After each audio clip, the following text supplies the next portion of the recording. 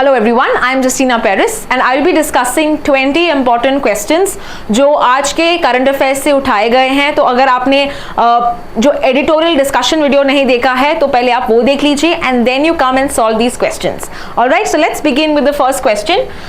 This is with regard to the National Testing Agency. NEET का news में हमने देखा था नेशनल टेस्टिंग एजेंसी, तो ये कौन सी मिनिस्ट्री के अंदर आती है? The ministry of education. इसका आंसर क्या है?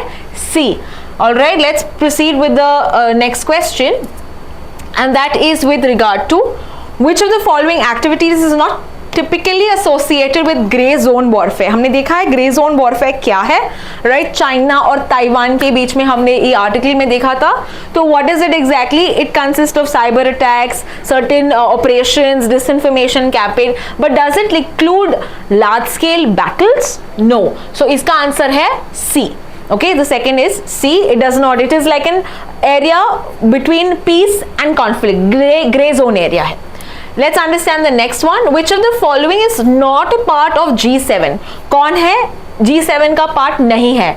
तो हमने देखा है ऑस्ट्रेलिया इसका पार्ट नहीं है. Can you name the countries that are part of G7? What are the 7 countries that are part of the group of 7? Don't forget to answer that in the comment section. Let's understand the next question. जो है who is appointed as the National Security Advisor? We've seen कि ये second term में appoint हुए हैं जो है अजीत डोवल जी. The answer to this is D. अगर हम वी अनंत नागेश्वर है, ये कौन है ये आप मुझे बताएंगे in the chat box. V Anantha Nageswaran हमने पहले भी डिस्कस किया है. PK Mishra we have seen he is the principal secretary to the prime minister, so we have that is also again reappointment हुआ है इनका. Let's understand the next news. Next question. Which country is hosting the G7 summit in 2024? G7 summit in 2024 is conducted by Italy. Answer to this is B. Italy. Next question. Under which article of the Indian Constitution does the President have the powers to grant pardons, reprieve, respite, remit? ये क्या है? Mercy या pardoning powers है, right? तो ये हमने देखा है आर्टिकल 72. गवर्नर का अगर हम पावर देखें with regard to pardoning powers, ये कौन सा आर्टिकल है ये आप मुझे चैट बॉक्स या कमेंट सेक्शन में देंगे.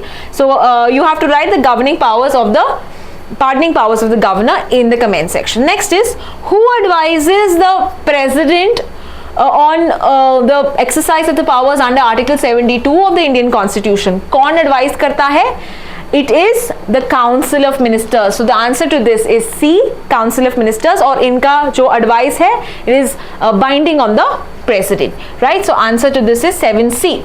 Next is question number 8. What do you mean by grey zone warfare? अभी हमने देखा कि इसका मतलब क्या है. It means an ambiguous space. It's an unclear area between direct conflict and peace. तो इसका आंसर क्या है? C. It's not even full-fledged conflict. It is not even peace. It is mainly the area जहाँ पे cyber attacks होते हैं, disinformation campaign spread किए जाते हैं, nefarious economic activities conduct करते हैं. तो इसका आंसर है C. Next question.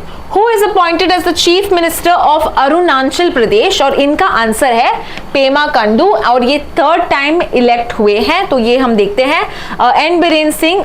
जब हम मणिपुर का आर्टिकल कर रहे थे, so we have to remember N Biren Singh is the chief minister of mainly of Manipur. Himanta Biswa Sharma he is the chief minister of Assam. And अगर हम मिजोरम की बात करते हैं इट इज लालदुहामा. ठीक है, तो ये हमने दूसरे भी चीफ मिनिस्टर्स के बारे में याद रखा है. Question number 10. Recently president Droupadi Murmu granted assent to the public examination bill. ये हमने बिल डिस्कस किया था आज के करंट अफेयर्स में. According to the bill public examination refer to the examinations conducted by which authority? Good question. तो यहाँ पे हम देखते हैं दोनों UPSC as well as SSC ये दोनों थे, even NTC national testing agency और सब भी था. तो इसका आंसर है डी. यूजीसी का मेंशन नहीं था, तो it's B and C. Let's understand the next question. Rohingya migrants, ठीक है, हमने देखा था internally displaced persons and refugees के डिफरेंस भी देखा था. सो रोहिंग्याज अगर हम रेफ्यूजीज की बात करते हैं ये कौन से कंट्री से ओरिजिनेट होते हैं? और इसका आंसर क्या है? म्यांमार. इसका आंसर है B, Myanmar. Let's understand the next question. Which case affirmed that the powers of the president under Article 72 are subject to judicial review. ठीक है, द केस का नाम जहां पे बताया गया है कि प्रेसिडेंट की जो पावर्स है उसका भी जुडिशियल रिव्यू हो सकता है to check the arbitrariness of the case.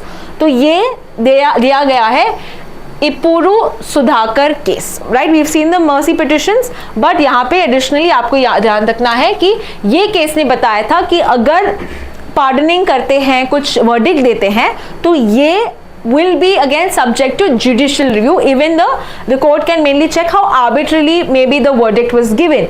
क्या processes follow किए थे, and that is mainly not on the basis of merit या demerit, but on the arbitrariness of the case. So remember, Epuru Sudhakar case में बताया गया था कि mercy petitions are subject to judicial review. Next question. Which of the following committees recommend the establishment of CBI? कौन सा ऐसा committee है? Santhanam committee. ये जो कमिटीज है, this is mainly with regard to your Panchayati Raj institutions. ठीक है, पंचायती राज इंस्टीट्यूशंस के लिए कमिटीज है Balwant, Ashok and GK Rao committee. Santhanam committee is regarding with the establishment of CBI.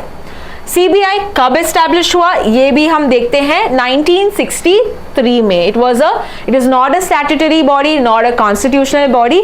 आप बताएंगे कि ये जो सीबीआई है ये कौन से एक्ट से अपना पावर्स एस्टैब्लिश करते हैं, पावर्स लेते हैं कौन से एक्ट में, तो ये आप मुझे कमेंट सेक्शन में बताएंगे.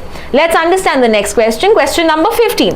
CBI comes under which ministry? कौन सा मिनिस्ट्री है? तो यहाँ पे याद रखना है ministry of personal pensions and public grievance. Can you name the person who is in charge of this particular ministry? I have discussed this in the video. Ministry of personal pension and public grievance किसके under है, कौन है इनका in charge, आप मुझे ये बताएंगे in the comment section. Let's understand the next question. Which country considers Taiwan to be a part of its territory? हमने देखा है ताइवान is mainly looked, और चाइना यहाँ पे ग्रे जोन वॉरफेयर कर रही है, अपना पार्ट समझ रही है, that is China. So remember, answer to this is C. Next, where are the headquarters of the United Nations High Commissioner for Refugee? And ये हमने देखा था, ये located है Geneva, Switzerland में. Answer to this is B, Geneva. Next question. Who is the Secretary of the National security council? कौन है इनकी सिक्योरिटी? नेशनल सिक्योरिटी एडवाइजर, जो है chief adviser with regard to national security to the prime minister. So इसका answer है D. And इनके ये कौन है? Who is the national security adviser? That is Ajit Doval. Okay, let's understand the next question. Question number 19. Which year was the national security council formed? कौन से साल बना था? 1998 में.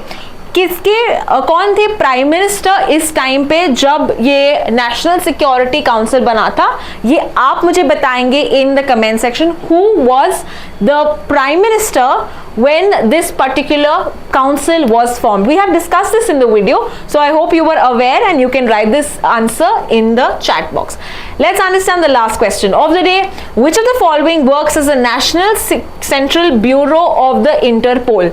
तो कौन सा ऐसा ministry है that coordinates with the Interpol? The answer to this is the Central Bureau of Investigation, यानी the CBI.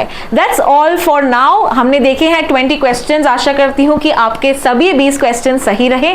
Thank you.